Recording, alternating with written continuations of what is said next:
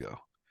Hey, welcome back to another installment of the Wide Right Podcast. Manny Navarro here from The Athletic, joined today by Kevin Brockway of the Gainesville Sun. It's Monday, right around 11 a.m. here on April 29th. And Kevin, you and I are going to be at Ben Hill Griffin Stadium in about 4 months to watch the Hurricanes and Gators go head to head in the season opener. I wanted to bring you on to talk about what's been going on in Gainesville, but I got to tell you, right now, Mario Cristobal, I'm picturing him pulling a Will Ferrell, streaking through the hallways in Coral Gables butt naked, celebrating his victories in the transfer portal. Is Billy Napier as excited as Mario is about what's sort of been transpiring in Gainesville? Well, I wouldn't necessarily say that the transfer portal, but I think his freshman class, he certainly feels more excited about with how DJ Lagway and LJ McCray played in the spring game, and some of the transfers too.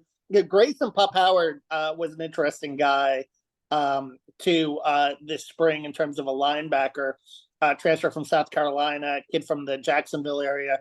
Looks really solid too. So that's one transfer I feel like he definitely feels like he's hit on. And another incoming freshman, Jaden Baugh, ran the ball really well during the spring game. A 237-pound guy that showed some shiftiness also and ran for 77 yards, career, kind of the highest rated, highest yardage running back in that spring game. So he's another guy from the freshman class I think they're pretty excited about, and not necessarily saying it's going to soften the blow of losing Trevor Etienne, but at least shows that you've got another back there that's capable of carrying the ball behind Montrell Johnson. Well, we're gonna get into position by position, Kevin. You jumped ahead, but I'm gonna say Billy is not as excited as Mario right now because Mario just got four guys out of the transfer portal that were starters. And so for our listeners who are tuning in today, say, Manny, how are you not talking about all these guys that they got? We'll do a quick review, Kevin, and then we're gonna get into it. But look, Okay. Damian Martinez was a big pickup for Miami, the running back out of Oregon State. The last episode that I talked about him and how important he was for Miami to get a true number one lead running back, especially with Mark Fletcher coming off injury. They've got two guys on defense. Diani Hill, who was a starter at Marshall, 9 games last year, cornerback. They got Jalen Alderman, who started 13 games at linebacker for Louisville, was one of their leading tacklers. So they've got depth now at linebacker and cornerback that they didn't have necessarily coming out of spring football in terms of experienced guys.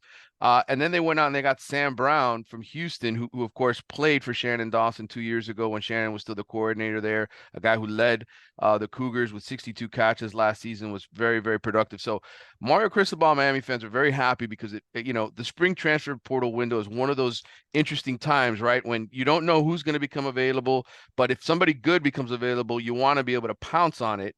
And obviously going into year three, Mario Cristobal 12-13 in his first 2 seasons here, not a great record, wants to turn things around quickly, especially after getting Cam Ward in the fall window. So Miami, I think both schools, you're right, Kevin. I think both schools are very excited about the recruiting classes they just signed.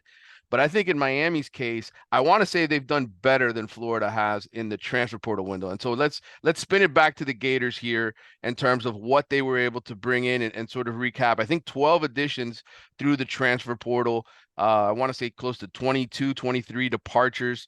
Some guys that were really, really good, especially their edge rusher Princely Human Yellen. They had some other guys that were starters on this team. Jaden Hill, who had started some, I think, in the past, fourth leading tackler. One of their safeties. And they did pick up some guys. So I want to ask you, because most Miami fans remember Florida at the end of last year. They lost their last 5 games. They missed the bowl game, right? They enjoy taking pleasure in the Gators' misery. Miami fans do.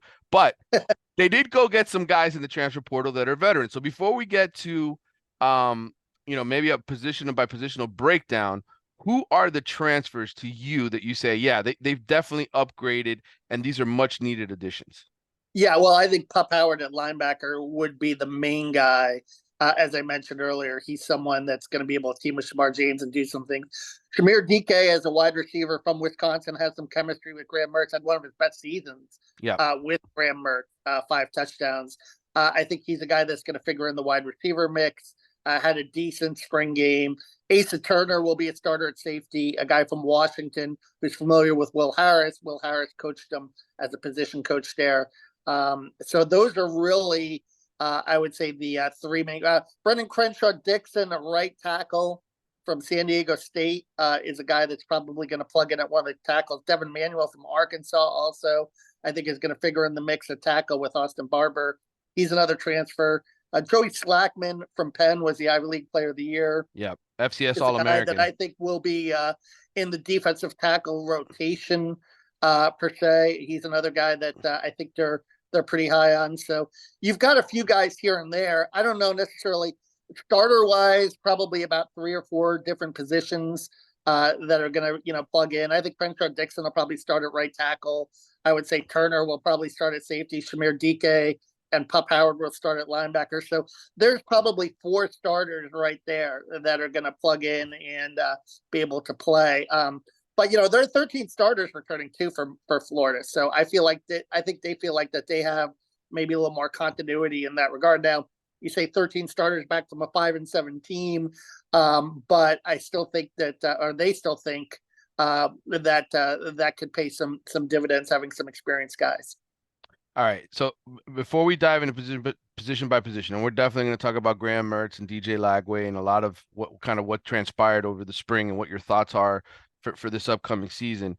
Give me your general, hey, this is a better team. This is the same team. What are just sort of your gut feelings after watching them go through the spring, and what's the general feeling around Gainesville right now with Napier? I know there's a lot of pressure on him. I gave Mario's record 12-13 or whatever through his first 2 seasons in Miami.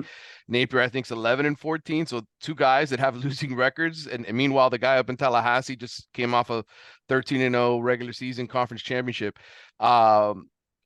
When somebody asks you, when a Hurricanes fan or anybody who doesn't follow the Gators follows the program, and they say to you, Kevin Brockway, what state are the Gators in right now? What's your answer?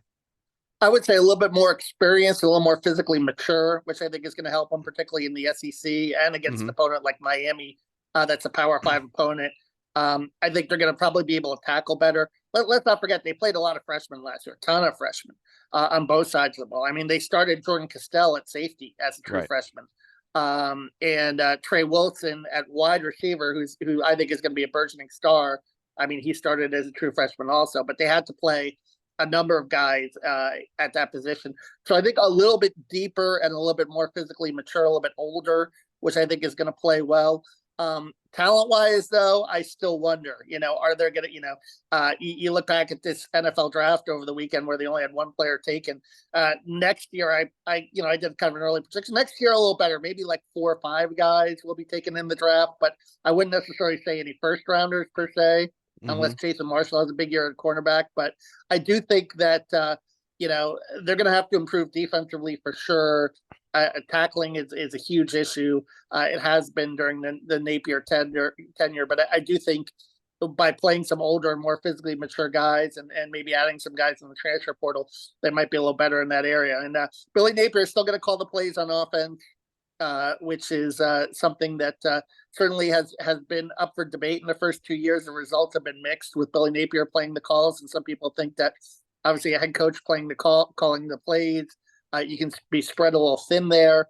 But I think offensively, they showed some growth. And Graham Mertz in year 2 of that system, that's a big reason why Billy Napier says he's holding on to play calling duties. I think they think that they could make another jump offensively based on the continuity with regards to, the coach and the play caller, the quarterback and the play caller, excuse me. Let's start with defense, because to me, that's still their issue, right? I mean, they were one of the worst. You go back, you watch that LSU game. I know LSU made everybody look ridiculous, but you just look down the stretch, the defense wasn't good enough. That we know that when Miami, Florida, and Florida State are good, they have elite defenses. It's just what they were when they were national championship winning programs. But the defensive side of the ball, the front 7 in particular, you mentioned Shamar James coming back. You mentioned Pup Howard at linebacker. But they did lose some good guys on the defensive line, including to the transfer portal, one who transferred to Ole Miss.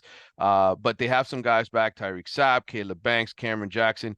What's your overall feeling on the front 7? Who do you think takes a step up for the Gators this year? Yeah, Cam Jackson is a very interesting guy. Now, here's a guy, defensive tackle, he's got a huge wingspan. He's 6'6", He, had a pass deflection, which he was SEC defensive lineman of the week in the Tennessee game. Mm-hmm. But I do think that he's trying to lose some weight because he wants to be more of a disruptive pass rusher. Didn't have any sacks last year.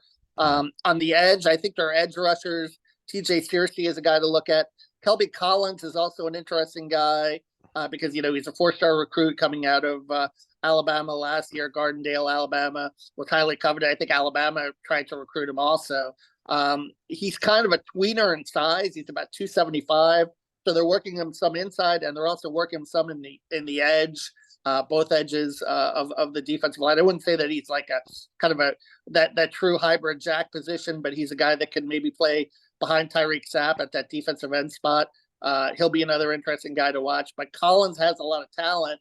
And so does TJ Searcy, and I think he's another guy. He's a rising sophomore that's got a lot of ability. Now, LJ McCray, the true freshman, number 6 recruit in the country from Daytona Beach, Maryland. I think he showed in the spring game too. So I think they've got some options there at the edge. There's Cameron James from Orlando. They've got depth where they can rotate a lot more guys. And as you know, injuries are going to be a critical factor to this.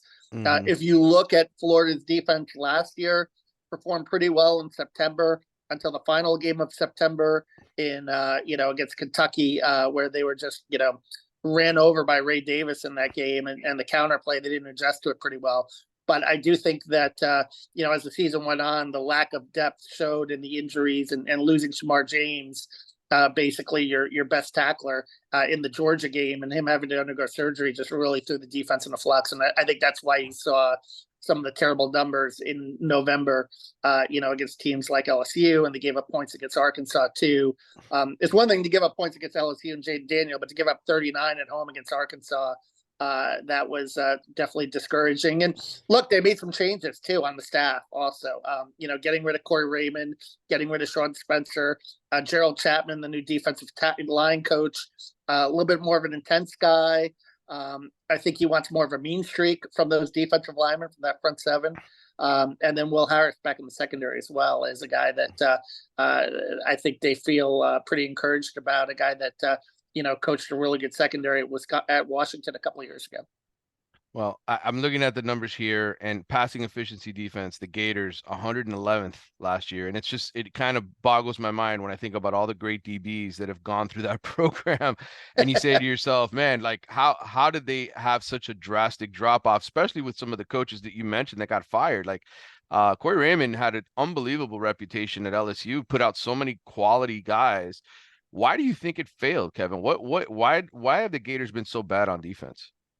Yeah, it's very interesting. And you had a first-year coordinator, Austin Armstrong, who was 30 years old, who, by his own admission, went from boy wonder to boy blunder. And I think they were putting a lot of pressure on the back end with how they played. Mm-hmm. An injury to Devin Moore, the second corner. Jalen Kimber never quite progressed the way they wanted to progress, and he since transferred. He went to Penn State. I think Jason Marshall's a really solid corner. But, the other interesting aspect, too, you talk about passing efficiency, only 3 interceptions last year. And I even remember expressly in that Kentucky game, Jason Marshall had a chance for a pick 6 in the first half of that game that really could have gotten Florida back in the game and did not do that. And that's been a huge point of emphasis, too, is just with Will Harris, is just, it's a little extra time on the jugs machine, making sure to come up with those big plays, because that's, in the SEC, turnovers are huge. Making those big plays are huge as well. And to only have 3 interceptions from that group was definitely disappointing last year, and something that they're studying. And I think 7 turnovers overall was also last in the SEC, 4 fumble recoveries. They need to make more big plays on that defense too, as well as tackling.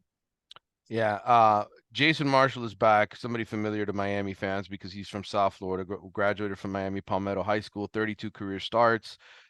He's kind of the number 1 guy back there. You have Jordan Castell, who you mentioned, who had a phenomenal freshman season, led the team in tackles. Uh, but some of the guys that they added, I guess I don't even know how to pronounce his first name. It's funny, Triquez Bridges and Asa Turquoise, yeah, Turquoise, yeah, yeah, Triquez Bridges from Oregon, the 2024 transfer, a guy who yeah. obviously Mario must have recruited, right, when he was over there, and then Asa Turner, who another starter on that Washington defense that played in the national championship game. Miami, of course, Yeah. has one of those guys too from that Washington defense. What do you, I mean, is this going to be a better secondary just because of those two guys' arrival? And what's your sort of expectation for that group? Yeah, and again, I think some older guys too, because last year they were playing Sharif Denson and Jakeem Hmm. Jackson as true freshmen. They're sophomores now; they're a little bit better. Sharif and Aaron Gates both had really good camps, and I think they're both going to man the star position to take over for Jaden Hale, which is kind of that up safety spot. Sharif had an interception in the spring game, Yeah. and he's a guy who was a former Under Armour All-American Yep. I from remember Jacksonville, Sharif. from Bartram Hmm. Trail High School. He's got a lot of ability. I think he's one of those guys really to kind of watch in that secondary is going to continue to grow and develop as well. And DJ Douglas, transfer from Tulane too. I think he's going to spend some time at safety with Asa. He gives him another guy back there, and a guy that spent a little bit of time at Alabama as well before he went to Tulane. And someone that the coaches are really high on his maturity and his leadership as well. So I think they've got some depth back there, a little more depth, and again a little more experience too in terms of Dijon Johnson, another guy, sophomore, is going to be probably second on the depth chart at corner behind Jason Marshall from Wharton High in Tampa. Guy who decommitted from Ohio State. He's got a lot of ability too. He contributed mostly on second special teams last year. So you're starting to see a little bit more in terms of numbers of guys there that have some ability and have a little bit of length and playmaking ability that they hope is going to pay dividends in the SEC. Well, I know Miami fans are salivating when I read off 111th in pass efficiency defense. They've got Cam Ward now. They've got Xavier Restrepo back. They've got Jacoby George. They're excited about Isaiah Horton, and then of course now they had Sam Brown from Houston, plus a bunch of really good freshman class. Look, I know Jaden Daniels picked them apart, and Cam Ward is not Jaden Daniels, a Heisman Trophy winner in terms of the running ability, but when you saw Florida struggle last year, it was the secondary, right? I mean, that you mentioned missed tackles and all that, but it was primarily getting beat down the field. Well, yeah, but I mean, it goes hand in hand with the pass rush too. Let's not Yeah. forget also, and they didn't have great pass rusher either. I think it was a combined failure when you look at it in terms of the inability to get pressure on the quarterback too. And Princely, Million, he had 7 sacks, but others were late, and I think he could have even had a better season than what he did. Hmm. So I do think what will help that secondary is if they can get a more consistent and better pass rush on a game in and game out. When they got a pass rush against Tennessee, the secondary looked pretty good, and they held them to 16 points. Devin Moore had an interception in that game. So I think it kind of goes hand in hand with the front seven as well in terms of if they can play a little better. I think it's going to help guys on the back end. When they don't play well, and particularly with the style that Austin Armstrong plays, a lot of single high coverage, you're gonna have some problems, in terms of giving up big plays here and there.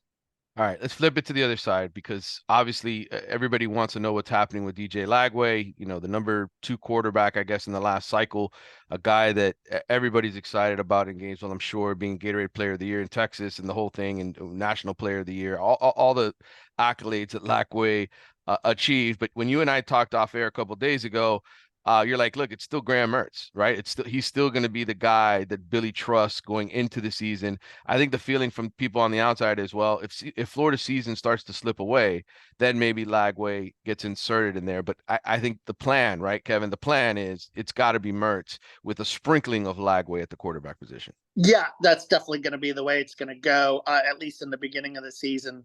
I think it's Graham's team. I think Graham proved it last year. I He had a mean, good 20 year. touchdowns to 3 interceptions, 2,900 yards. He led the SEC in completion percentage, 72.9%. And listen, a lot of short stuff by admission, but he hits receivers in stride really well. So there are some opportunities for yards after the catch there for bigger plays. But I do think that while Lagway might have the more of the downfield arm, Graham Mertz is going to move the chains, and he did show that last year. And it's kind of it was very interesting how the season transpired because early in the season. There were a few growing pains with the offense early in the season, but by the end of the season, I mean, Florida was scoring in the 30s pretty consistently until the FSU game, basically. And we know how good FSU's defense was last year. But the defense just wasn't keeping Florida in games enough to take advantage of that. But I do think, the second half of the season, it really started to click for that offense with Graham Mertz, and really good balance too with the run game as well. And you do lose Trevor Etienne, but Montrell Johnson is still a really solid back. And but Graham, yeah, he's the guy. I mean, losing Ricky Pearsall hurts, obviously, first round pick. Yeah. But Trey Wilson showed in the spring game, I think that he's ready to be a number one. Had 100 yards receiving, including a 60-yard touchdown pass from Mertz on a really big play. And just the football IQ, I think, with Mertz too, is what really stands out too, and the leadership ability. Guys really believe in him. Who are the other receivers besides DK and Trey Wilson? Did anybody really flash to you? Because nowadays you need to have 3 or 4 guys, right, at that position, Yeah. just to keep defenses sort of honest. And really, if we're being honest, Miami's weakness right now, when you look at this roster, is the secondary. You lose Cam Kitchens, who was a 3rd-round pick. You lose James Williams, who snuck in there in the 7th round at safety. And you don't bring a ton of experience back in the secondary. You basically got 2 guys that played a lot in college, and then a bunch of other young guys. I'm not saying there's not talent there, but just young, inexperienced guys without a lot of starts, without a lot of reps, which is why it was important to go out and get the cornerback transfer, Dione Hill, because he started 9 games last year and he's familiar with the system. But when you look at Florida's receivers, who besides DK and Wilson do you say, yeah, that could be their number 3 guy? That could be their number 4 guy. They've got a legitimate tight end. What do you think of the passing game beyond those 2 receivers? Yeah, Khalil Jackson was a guy last year that really stepped up as well. Made some terrific catches. He's Willie Jackson's son. Yeah. So he's got some lineage. He's got some history there. I Former wouldn't necessarily walk-on, say right? he's a burner. Former walk-on from Hawthorne. Former high school quarterback who's just a really good route runner, really solid, and a guy that makes a lot of catches over the middle. He's got a big frame to him. So he's a guy that does pretty well. And then Marcus Burke is a big wild card. He's a kid from Jacksonville. He's Billy Napier has talked about in terms of a guy that has grown a lot in maturity wise and so forth. Somebody that maybe earlier in his career wasn't always on the straight and narrow, but had a really good spring game and has a lot of ability. And I think it's just a matter of harnessing that ability and getting it out of him. He had about 60 or 70 yards receiving in the spring game, kid from Jacksonville. And the tight end position, you've got 2 guys. Arliss Boardingham really took a step forward last year as a redshirt freshman. He had 4 touchdown passes, about 260 yards receiving. And then Hayden Hansen, another converted high school quarterback, 150 yards receiving and 2 touchdowns, had a really big target at 6'6", and looks even more physical this year. I think will help in the run game as well in terms of the blocking. Keon Zipper sat out last year with a torn ACL, but they're hopeful to get him back too. And he was a receiving threat kind of the year before. He had a touchdown pass against Tennessee. So I think they feel really good about the tight end spot in terms of some guys that can catch the football as well. All right, the offensive line. I went to the Florida-Georgia game. Obviously, Georgia still Georgia, so it's hard to win that battle up front. But the one thing Mario has done since he got to Miami is fortify the offensive and defensive lines. Like, you look at Ruben Bain, the ACC Defensive Rookie of the Year. They didn't have Akeem Mesidor last year, who was one of their best pass rushers. They've got guys obviously that are on the defensive front pretty special, I think, and really good group of young guys. The offensive line, Francis Mauigoa was a freshman All-American. What do you think of Florida's work on the offensive line? What they're bringing back? I know they've got Austin Barber back, right, at left tackle, if I'm not mistaken, and yes. Damian George Jr., Jake Slaughter, all guys that started and have started in the past, along with a couple of transfers. What is the state of Florida's offensive line? Yeah, well, the interesting thing is they're moving Damian George Jr. inside. He's going to be a guard now instead of a tackle. I thought he kind of struggled at the tackle position last year. And, Rob Sale, the offensive line coach, says, basically more suited for, a offensive, probably a guard than a tackle. Slaughter, they feel really good about Jake Slaughter as a center. They feel like he's a very solid guy, dependable guy, good leader, for sure. And then, Austin Barber at the left tackle, he was held out of contact this spring. He's dealing with a shoulder issue, which sidelined him for 4 games last year. But, when healthy, he was a freshman All-American, redshirt freshman a couple of years ago. So they're hoping to just basically get him back to that level where he was 2 years ago, where he was a really consistent and solid left tackle. And again, the transfers, Brendan Crenshaw, Dixon, Devin Manuel, they've got some good length there. Cameron Waits is another guy they're really high on. And then in the interior, Nijah Harris is a guy that, last year actually started a game as a true freshman, came out of IMG Academy in Bradenton. And the one thing the coaches kind of pointed out is, a lot of those kids that go to IMG, based on the coaching, are just really advanced. And I think that probably gave Nijah a head up. Rod Kearney, former Under Armour All-American, is a guy that is going to back up Slaughter at center. And he might play some guard too. I mean, he was a guard in high school out of Jacksonville. He's got some positional versatility there. So I think they feel like they're, starting to establish a little bit of depth. They ideally, as you know, on the offensive line, you want a rotation of about 7 or 8 guys, and they feel like they're getting there. And Cam Waits is a big kid, 6'8", 330 pounds. He tore his Achilles last year, but he came back and played in the second half of the season after that and looked pretty good. And he's another guy with some positional versatility, can play some tackles, can play some guard as well. Yeah. Most people probably forgot this, but I think Billy and Mario were on the same Alabama staff together, I think for 1 or 2 years. Yeah. When you think about Billy and what's sort of transpired, I feel like it's been sort of just unfortunate, right? Like I think in some ways, I mean, the players leaving, especially, some of the guys that he had just recruited, it's tough when you lose your last 5 games. It's tough to sort of keep that group together. Big picture wise with Florida, what's your feeling on the state of the program with Billy and just looking at it long term right now?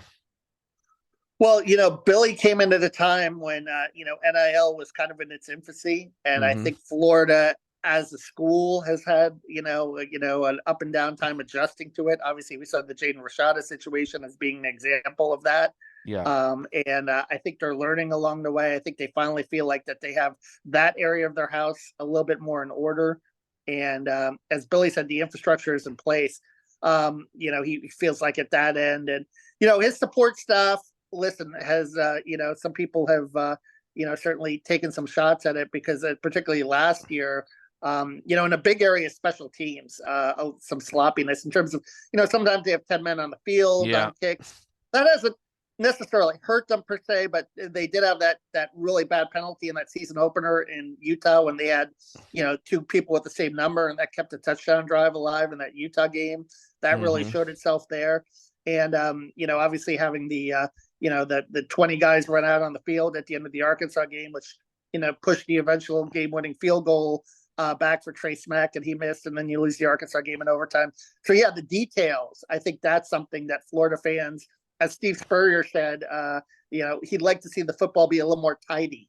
And I think that's a good word, too. The on-field, in-game stuff. I think that's where Florida fans are a little disappointed in Billy Napier through the first 2 years, to be frank. But at the same time, I think they see his vision in terms of his program building. I think they see the recruiting is going somewhat in the right direction.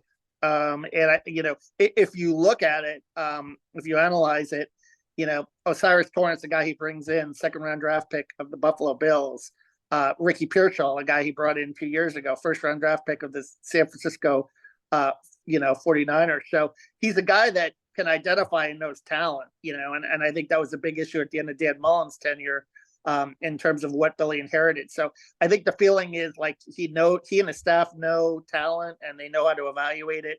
It's just a matter of getting more guys and giving him that full recruiting cycle, which is 4 years. And I'm sure they feel the same down in Miami about Mario too. He has a proven, track record as a recruiter and a guy that can identify and procure talent as well.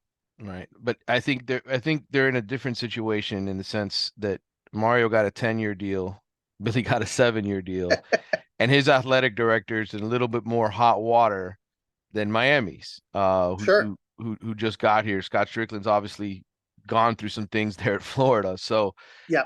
it feels a little bit more tenuous for Billy. We're going to talk more about this game as we get closer, Kevin. I want to bring you back on, but I guess my final question, and then you can go. I'll let you off the hook here with this one. Um, what do you like your gut right now as you try to forecast when what's going to happen this fall? Do you think the Gators? Do you think they're going to add to this roster? Do you think there are going to be any other changes here, or is this kind of the team they're riding with into August 31st? Well, they are, they did have an offensive lineman from USC visit at the guard position. So they Hmm. are looking at that area and wide receiver too. I think that they're going to look a little bit at and see if they can add some depth and add a potential playmaker there.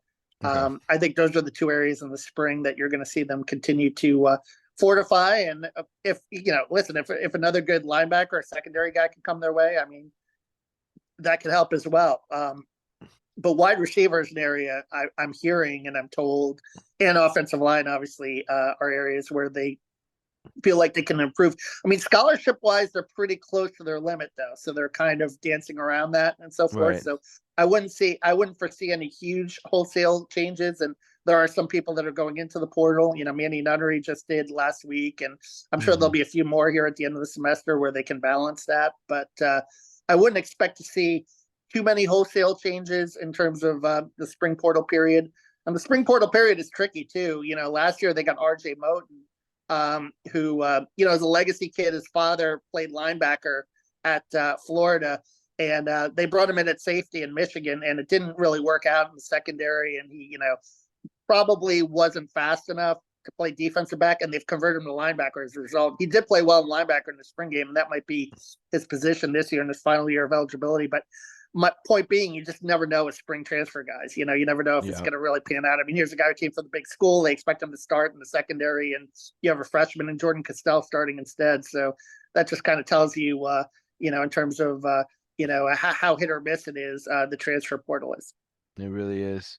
He's Kevin Brockway from the Gainesville Sun. Kevin, thanks for coming on and doing this short podcast installment with me as we get to know the opponents looking ahead. I'm hoping to have Ira on with me to talk Seminoles after spring football as well. So, but make sure you read all the Kevin stuff in the Gainesville Sun. Where can they follow you on Twitter? Give them the Twitter address. Yeah, at Kevin Brockway G1, and then Gatorsports.com and Gainesville.com.